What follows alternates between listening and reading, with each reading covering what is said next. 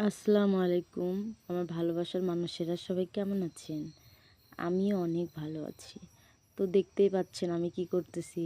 আমি তো ব্রয়লার মুরগি কাটতেছি। আমাদের ফ্যামিলিতে কেউ ব্রয়লার মুরগি খায় না। আর কি আমাদেরই ফার্ম ছিল, এখন বন্ধ আছে।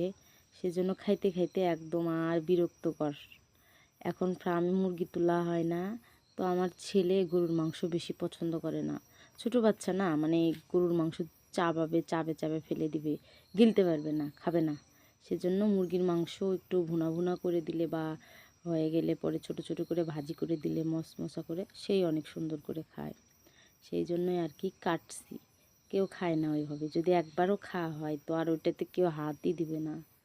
তো আমি কাটতেছি তো রোজার দিন, রোজা রমজানের দিন। আর মুরগির মাংসের কিন্তু একটা গন্ধ থাকে, কেমন একটা গন্ধ, বিরক্তকর।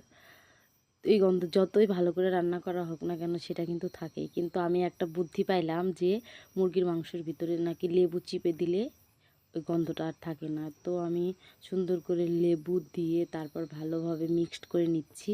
কিছু সময় রেখে দিব যেন গন্ধটা দূর হয়। তো এদিকে তো অন্য রান্না হচ্ছে, বুট বিরিয়ানি করা হবে, তারপরে অনেক কিছু আছে আর কি। এত বড় ভিডিও করা যায় না, অনেক বড় ভিডিও হয়তো। তো এটা দেখতেই পাচ্ছেন আমার মুরগি ডিম পেড়েছে। দুইটা মুরগি কিনছি, দুইটা মুরগি ডিম পাড়ছে, দেখছেন আমার কত সুন্দর ভাগ্য। তো এদিকে আমি মুরগির মাংস ভালো করে মেখে নিব, ভাজি ভাজি করব। তো প্রথমে তেল দিয়ে ভাজি করে তারপরে পেঁয়াজ মরিচ ওগুলো দিয়ে মশলা দিয়ে কষে নিব। সেই জন্য আমি এগুলো দিচ্ছিলাম। অনেক কিছু আছে আর কি, রমজান মাসে বেশি রান্না করতে হয়। তো আমার ভিডিওটা বেশি বড় হয়ে গেছে, এত বড় ভিডিও দিলে আপনারা দেখতে চাবেন না। তো একটুকে একটু করে দিয়ে তারপরেও দেখা গেছে অনেক বড় ভিডিও হয়ে গেছে। তো ভালো করে সব কিছু দিয়ে আমি একটু মেখে নিচ্ছি, মেখে কিছু সময় রেখে দিব। তাইলে ওর ভিতরে পানি এগুলো সব ঝরে যাবে। তারপরে তেল দিয়ে ভালো করে পুরা পুরা করে ভাজি করব, করে পেঁয়াজ কেটে মশলা দিয়ে ভুনা করে দিব। তখন আমার ছেলে খাবে। আমার ছেলে যা দিবেন ও তাই খাবে, কখনো বলবে না এটা কেন। যদি আপনি দেখেন এই লবণ দিয়ে ভাত দিলেন যে লবণ দিয়ে খেতে হবে, তো লবণ দিয়ে খাবে। আবার কত সময় দেখা যাবে সাদা ভাতই খেয়ে নেবে। ওর কোনো মানে যে ছোট মানুষ আমি এটা খাবো না, এটা খাবো না।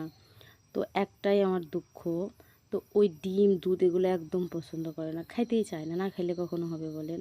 আর এগুলো কি বলতে পারবেন? এগুলো হলো ভুট্টা। এগুলো ছোট ছোট ওই যে কচি ভুট্টাগুলো আছে না, ওগুলো গ্রামেতে বাটে, বেটে তারপরে বড়া করে, ওর ভিতরে একটু কালাই বাটি এগুলো দিয়ে মিক্সড করে বড়া করলে অনেক মজা লাগে। তো আমি এর আগের বার একটু খাইছিলাম, তাও অতটা ভালো লাগে নাই। তো এইবার আমার ছেলে নিয়ে আসছে যে মা একটু আমাকে করে দাও। তো আমি অনেক সুন্দর করে মাখাইছি, মনে হচ্ছে তো অনেক মজা লাগবে। দেখে মজা লাগতেছে না, তো খাইছি আমরা, খাওয়ার পর অনেক মজা লাগছে। অল্প করে বানাইছিলাম তো, একটার ভিতর দিছিলাম কালাই পেঁয়াজি করার জন্য, আর একটার ভিতরে দিছিলাম ভুট্টার বড়া করার জন্য, দুইটা আলাদা আলাদা। তো দেখতেই পাচ্ছেন চুলাপাড়ের অবস্থা, আমি অনেকটাই অলস, কাজ করতে ভালো লাগে না। এখন ছেলেকে স্কুলে দিছি, দেখা যায় স্কুলে নিয়ে আসতে যাইতে একদম অবস্থা খারাপ। কখন এগুলো করবো?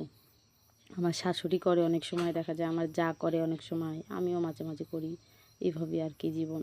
তো এগুলোই দেখতেই পাচ্ছেন, এগুলো ভুট্টার বড়া করছি, দেখতে কিন্তু অনেক সুন্দর লাগতেছে, তবে খাতেও কিন্তু অনেক সুন্দর লাগছে, আমি খাইছি তো। এদিকে আমি মুরগির মাংস ভালো করে ভেজে নিচ্ছি, তেলের ভিতর দিছি, দিয়ে অনেক সুন্দর করে ভাজি ভাজি করব। তারপরে ওটা অনেক মজা করে কষে রান্না করে দিব। এদিকে মাছ রান্না করা হয়েছিল, শুটকি রান্না করা হয়েছিল। রমজান মাসে বেশি রান্না। তো এত পর্যন্ত আমার ভিডিও। আল্লাহ হাফেজ, বাই।